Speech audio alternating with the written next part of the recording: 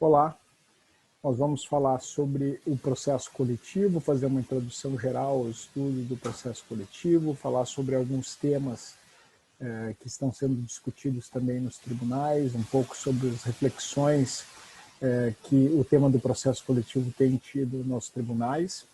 E o nosso objetivo é que vocês, ao final dessa aula, tenham alguma compreensão sobre as principais tendências no processo coletivo, seja no processo coletivo brasileiro, seja no processo coletivo no cenário comparado, e também as principais tendências, não só do ponto de vista da doutrina e do ponto de vista legislativo, mas as principais tendências na jurisprudência, nos precedentes no STJ e no STF, no processo coletivo.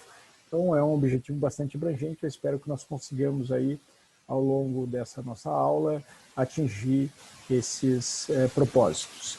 Eu vou compartilhar a minha tela com vocês, para que nós possamos, então, fazer essa apresentação.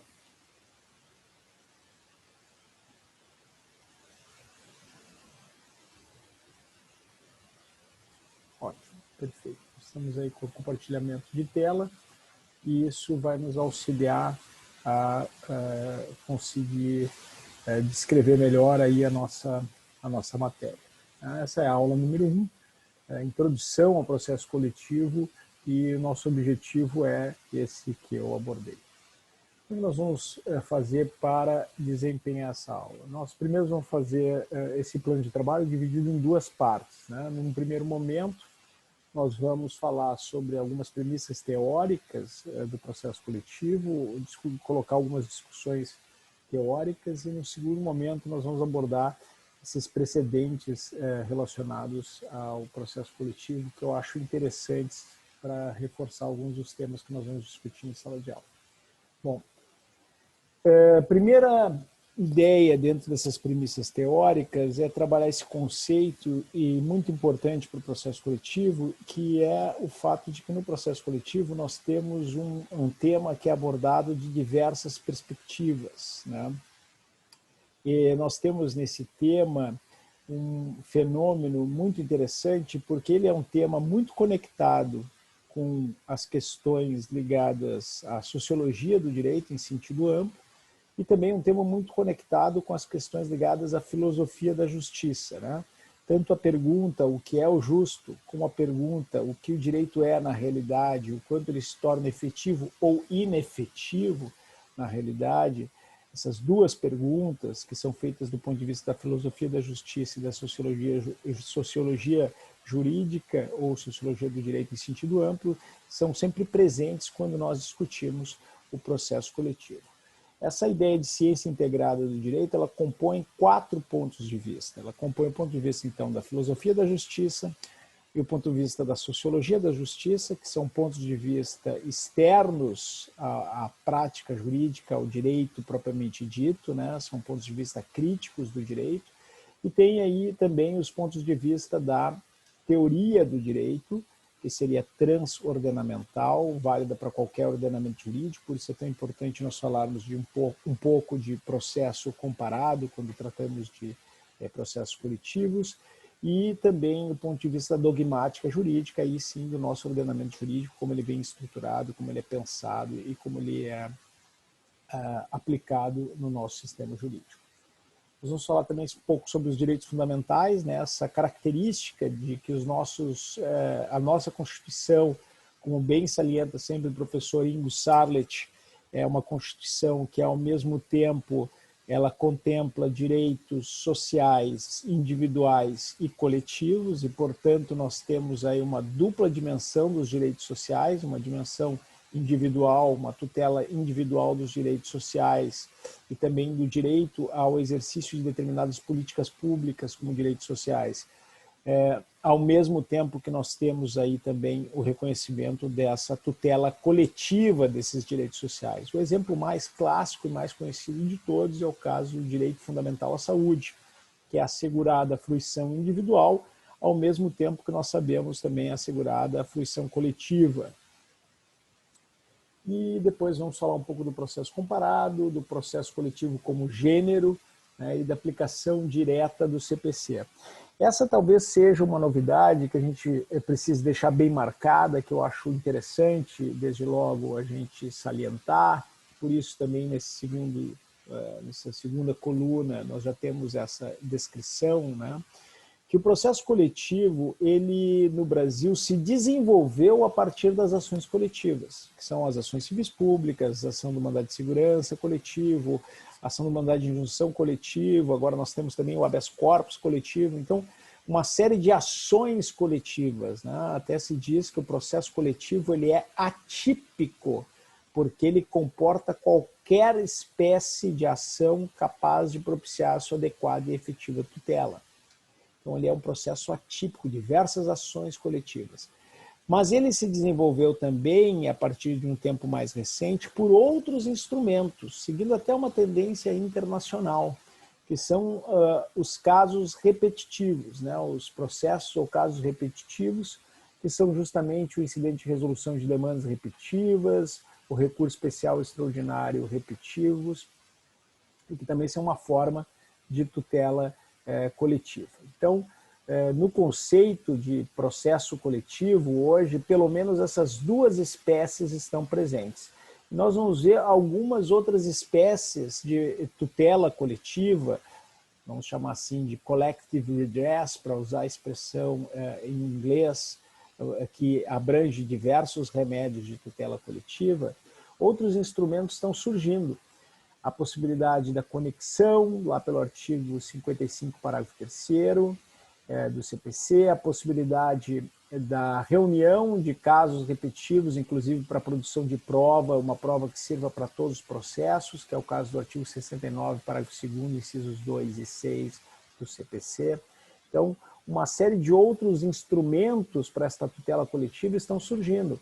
O próprio uso de ações diretas, de controle de constitucionalidade, né? Não só da ação direta, mas como a ação declaratória de constitucionalidade, ação direta de inconstitucionalidade por omissão e até mesmo da arguição de descumprimento de preceito fundamental, que estão exercendo um papel aí na tutela coletiva. E além destas ações, né, nós começamos também a desenvolver um novo modelo de tutela processual que pode se iniciar tanto num litígio individual quanto num litígio propriamente coletivo, que é o caso do processo estrutural. O STJ recentemente, num caso de processo estrutural, ações individuais, né, ações civis públicas, porém ações individuais para tutela dos interesses de uma criança ou adolescente que estava internado em instituição de longa permanência para além do prazo legal, ele determinou que esses processos fossem tratados como processos estruturais. São processos que, apesar de serem individuais, vão ter uma dimensão coletiva, porque eles vão visar a mudança de um estado de coisas. Eles vão procurar solucionar um problema estrutural, passar um estado de coisas, que era um estado de desconformidade com a Constituição, né, para um estado de conformidade com a Constituição. Então, são medidas estruturantes que passam a ser adotadas para que nós tenhamos aí o resultado de revisar uma política pública, reformar uma instituição. Então, também esses processos estruturais, muito embora às vezes possam começar como processos individuais, vão ter aí uma tutela coletiva, uma tutela do grupo. E eu acho que aqui os elementos conceituais que nós procuramos talvez salientar como característicos, então, do que se considera processo estrutural, mais adiante a gente vai voltar a esse tema, eles devem ser bastante flexibilizados e pensados à luz justamente da tutela de um grupo e de uma situação jurídica coletiva, ativa ou passiva, que diga respeito àquele grupo. Então, esta é a compreensão mais ampla e mais adequada do que são processos coletivos. Evidentemente, na nossa aula, nós vamos focar mais nas ações coletivas propriamente ditas. Alguns problemas de fundo, né, que nós temos em relação à tutela coletiva. O primeiro problema, do ponto de vista da teoria do direito, é saber se os direitos coletivos são eles mesmos direitos subjetivos. nós podemos tutelar esses direitos difusos, esses direitos coletivos em sentido estrito, esses direitos individuais homogêneos, que estão previstos lá no artigo 81, parágrafo único do CDC, como direitos coletivos propriamente ditos, como direitos subjetivos coletivos. Esse tema é um tema essencial, porque também dele decorre nós incluirmos ou não esses direitos como direitos fundamentais e como cláusulas pétreas. Lendo a Constituição, o Constituinte aí teve um deslize, porque apesar dele falar no capítulo dos direitos e garantias, direitos e deveres individuais e coletivos, lá no início da Constituição, que todos são, inclusive, os direitos coletivos são direitos subjetivos e direitos fundamentais, ele, quando fala das cláusulas pétreas, falou em direitos e garantias individuais. Evidentemente, também os direitos sociais e, na sua dimensão coletiva, devem ser entendidos como cláusulas pétreas do ponto de vista implícito. Então, o Brasil inovou nesse ponto, porque antes mesmo que uma teoria tivesse consolidada a respeito da existência desses direitos subjetivos coletivos, ele reconheceu, tanto na lei quanto na Constituição, estas estruturas que são o artigo 81, parágrafo único do CDC e os conceitos de direitos difusos, direitos coletivos, estrito sensu e direitos individuais homogêneos, permitindo que essas estruturas veiculassem situações jurídicas, posições jurídicas consideradas do grupo como um todo. Então, esse grupo como um todo é tutelado por esses mecanismos e reconhecido esses direitos a partir da Constituição.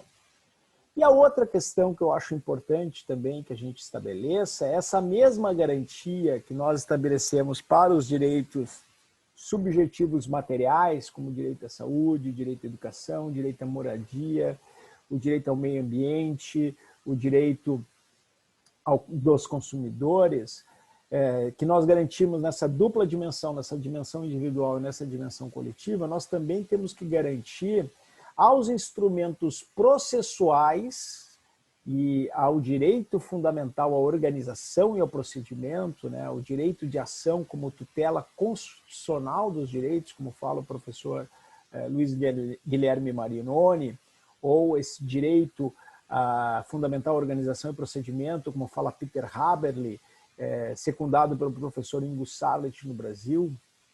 Esse direito fundamental à organização e procedimento, ele também é um direito fundamental.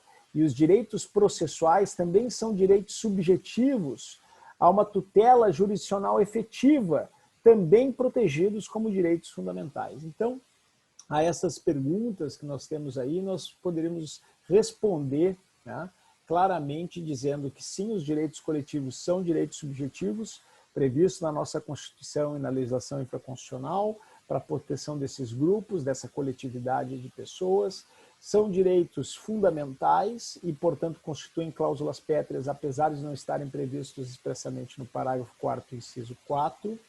São também direitos fundamentais, os direitos processuais e as ações que tutelam esses direitos coletivos substanciais, como, por exemplo, a ação de civil pública, que está prevista na Constituição, ação de improbidade administrativa, ação popular, o mandado de segurança coletivo, tá? E aí também nós temos que nos perguntar qual é a justificativa, então, a partir desta lógica, qual é a justificativa para um certo desequilíbrio que nós vemos dos institutos clássicos de direito processual para o direito processual coletivo. E a justificativa que me vem à mente e que é mais importante, né, é justamente o fato de que esses direitos coletivos, eles são direitos fundamentais. Então, na medida que eu tenho direito fundamental e eu tenho um direito substancial, por exemplo, a saúde, a educação, meio ambiente, consumidor, e eu tenho um direito processual, que é uma garantia desse direito fundamental material, e eu tenho um direito a essa tutela processual ser efetiva, os desequilíbrios que a legislação e a própria Constituição criou em benefício da tutela coletiva nada mais são do que uma consequência dessa tutela reforçada pelo ordenamento jurídico brasileiro para os direitos coletivos. E um exemplo desse desequilíbrio e desse reforço é a presença constante do Ministério Público em todas as ações. Tá? O Ministério Público tem legitimação para ajuizar as ações coletivas de forma bastante ampla. Existe um questionamento sobre a legitimação do Ministério Público para a ação de mandado de segurança coletivo. Nós depois vamos ter a oportunidade de falar sobre mandado de segurança coletivo em uma outra aula e vamos abordar isso. Mas, em geral, a legitimação do Ministério Público é bastante ampla e a legitimação, quando não é legitimado, o Ministério Público intervém como fiscal do ordenamento jurídico. Então, aqui me parece bastante importante também, então, reforçar que isso é um desequilíbrio processual caracterizado no nosso ordenamento justamente pela presença de um forte interesse público primário na tutela coletiva.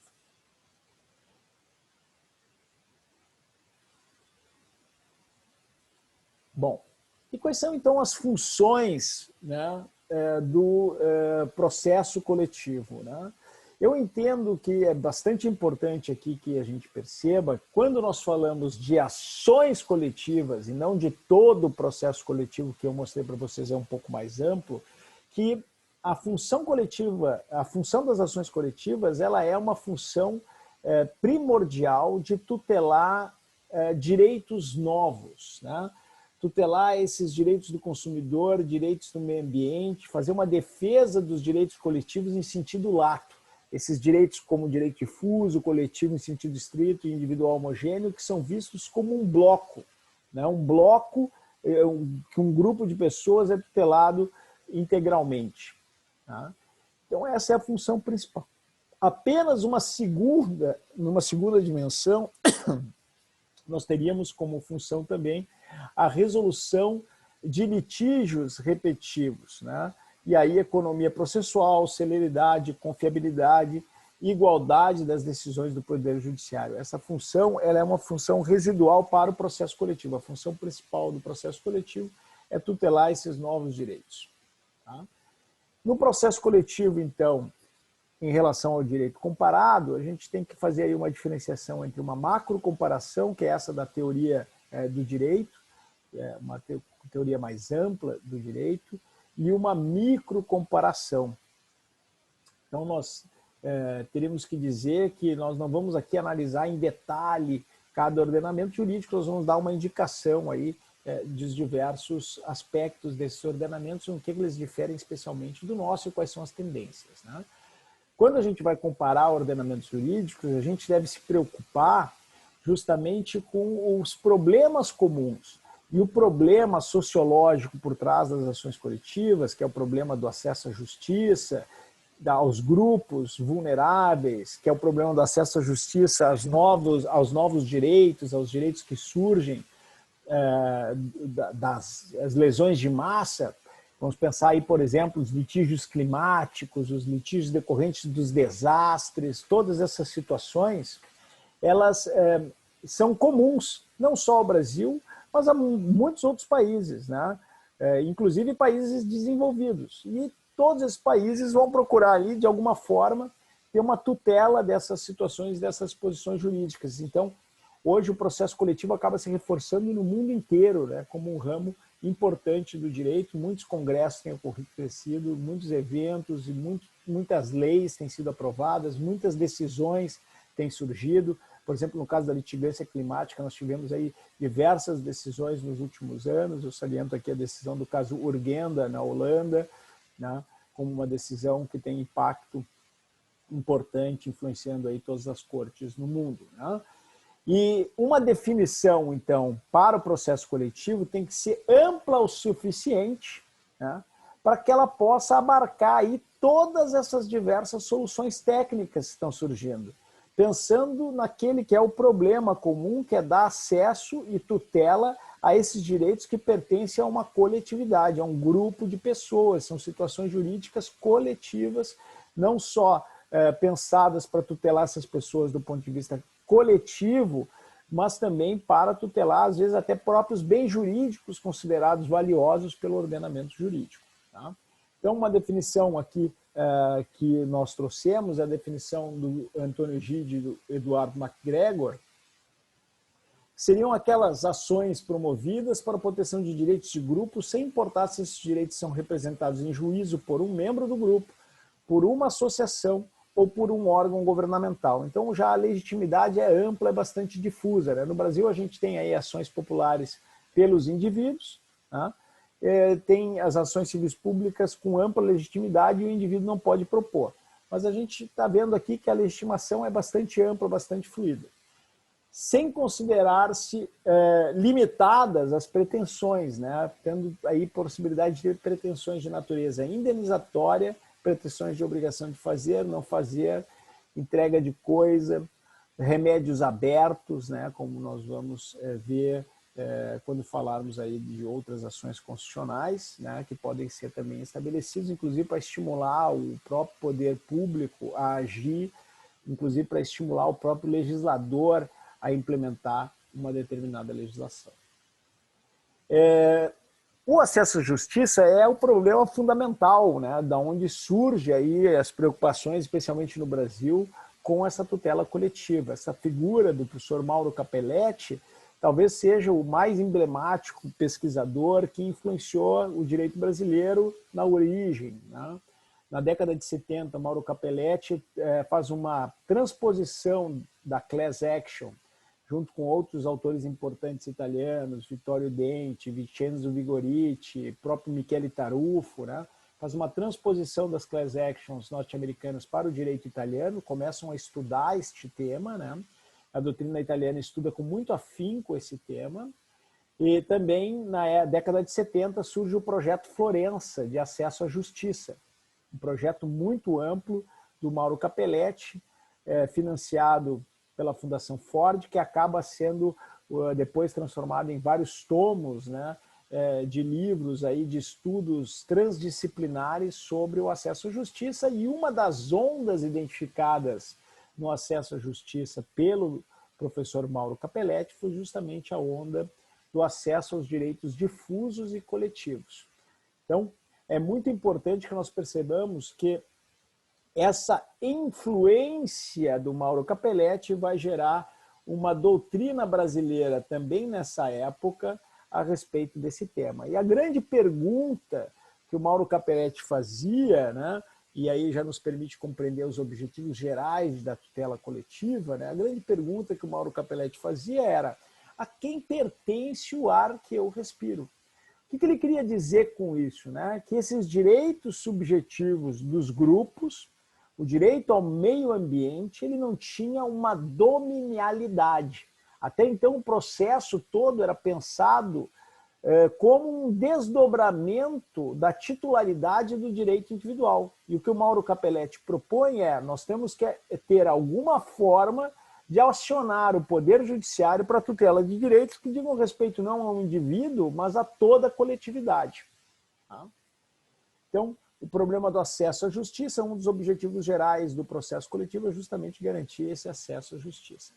A eficácia e economias processuais, que nós já vimos que são objetivos secundários, né? Evitar decisões contraditórias, né? E também um fomento aí às soluções, hoje cada vez mais, um fomento às soluções autocompositivas em matéria coletiva. Né? Promoção de políticas públicas pelo Estado e um reforço da aplicação voluntária e autoritativa do próprio direito material.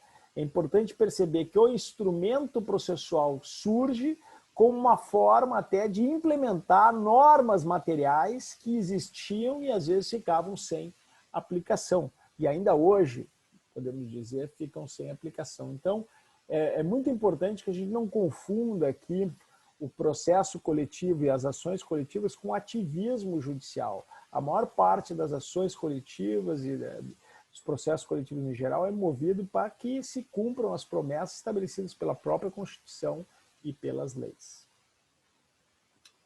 Nos modelos comparados de processo coletivo, é importante salientar aqui algumas peculiaridades, né?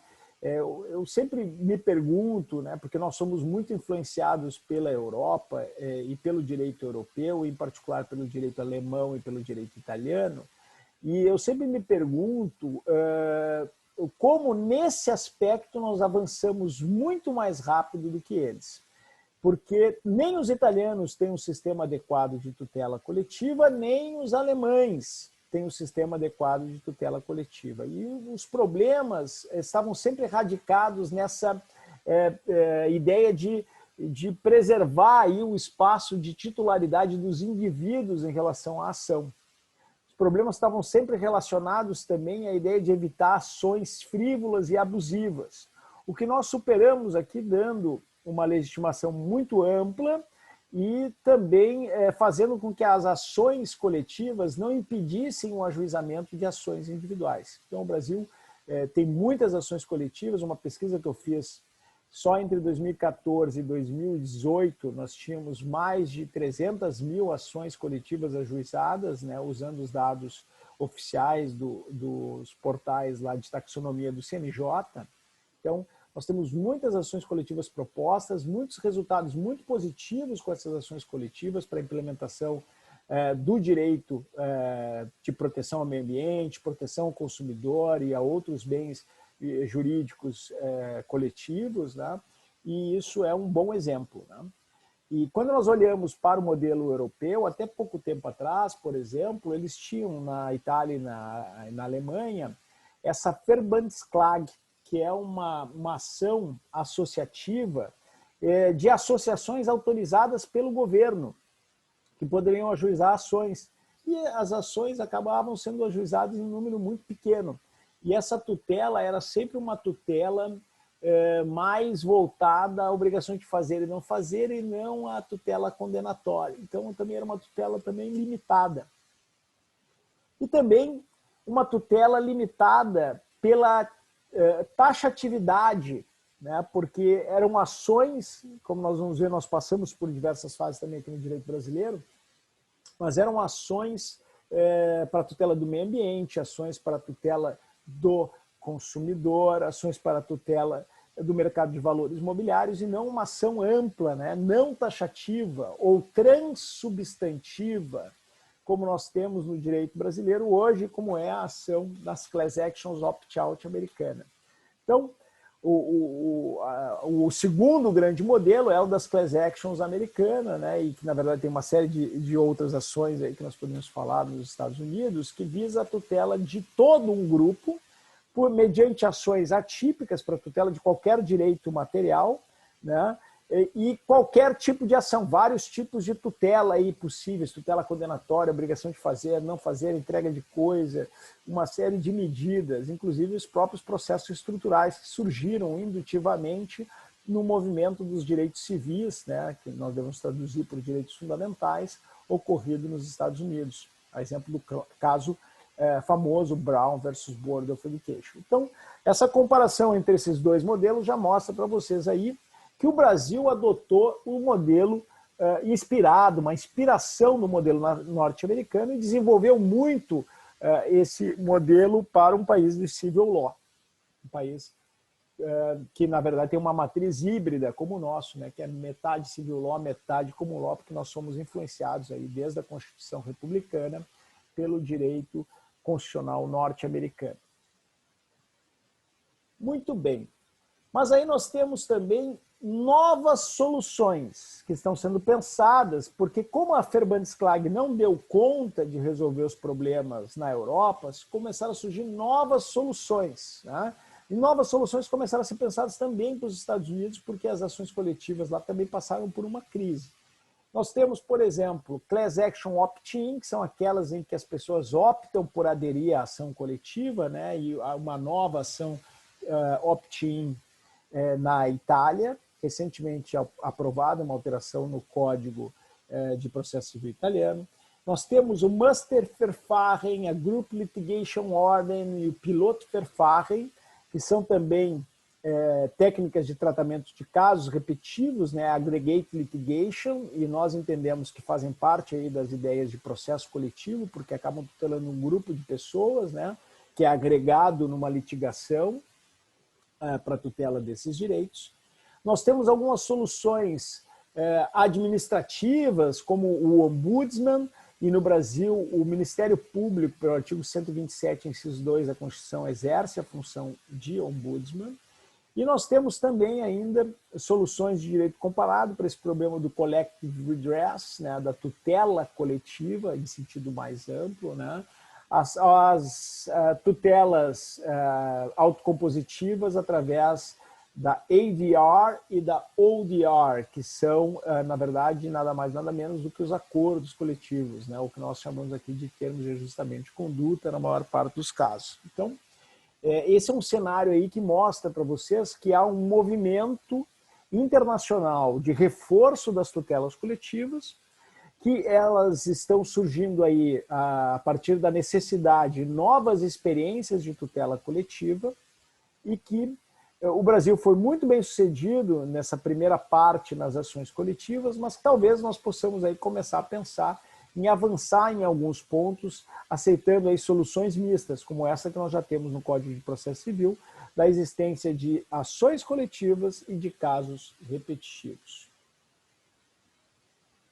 No Brasil, o nosso histórico começa com a Lei da Ação Popular em 1965, continua aí com o anteprojeto pioneiro, né? Primeiro em 1981, com a Lei da Política Nacional do Meio Ambiente, que prevê a ação civil pública para responsabilidade ambiental, né? Que não está no slide, mas é a primeira ação civil pública que nós temos.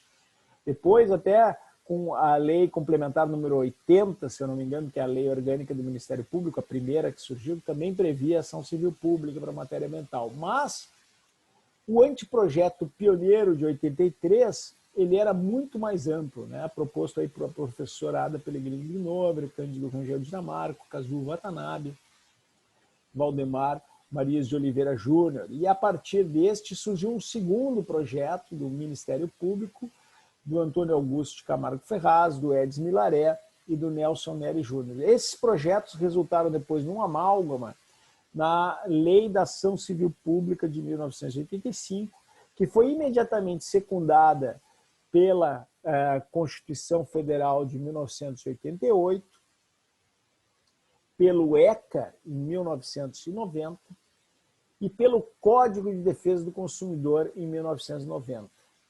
E aí, a partir daí, nós começamos a ter uma série de leis que tratam da tutela coletiva, como a Lei de Improbidade Administrativa, né?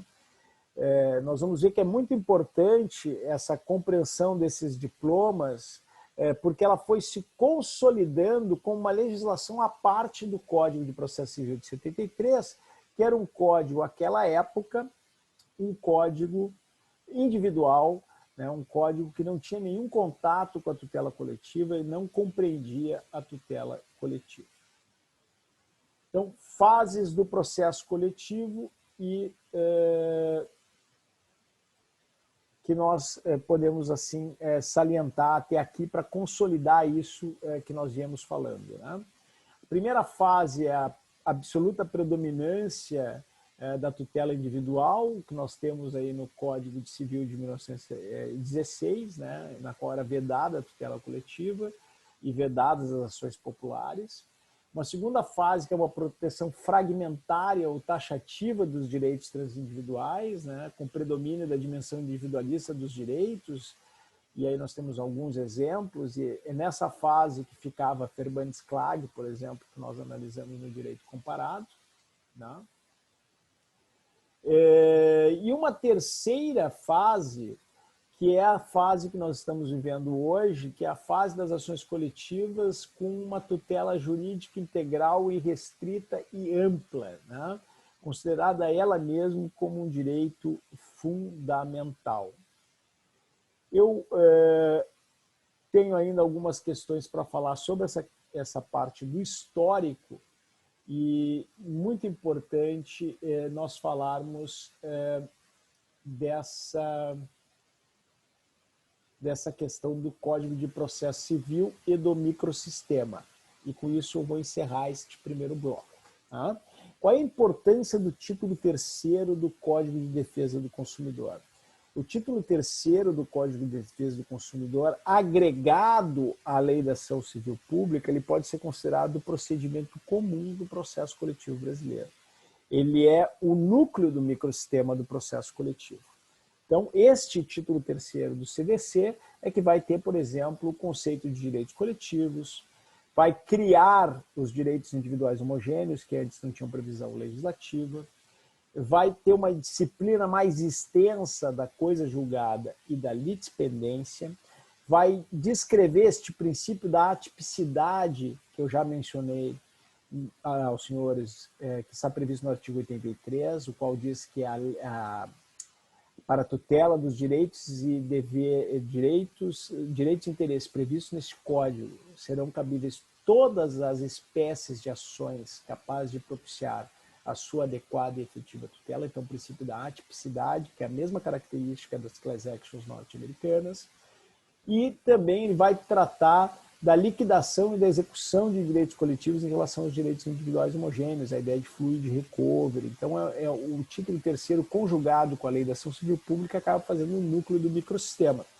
Um microsistema que era necessário e imperativo porque o nosso Código de Processo Civil não tratava das ações coletivas.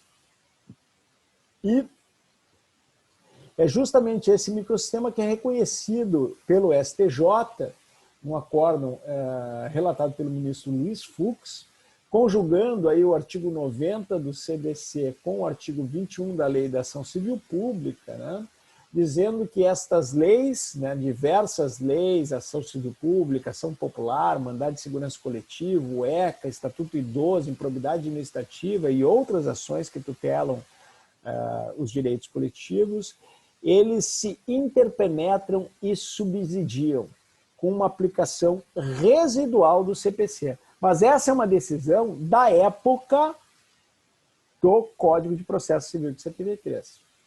Hoje, nós temos uma aplicação do CPC, que ao contrário de ser residual, é uma aplicação direta. A aplicação do CPC hoje aos processos coletivos é uma aplicação direta, como nós vamos ver a seguir.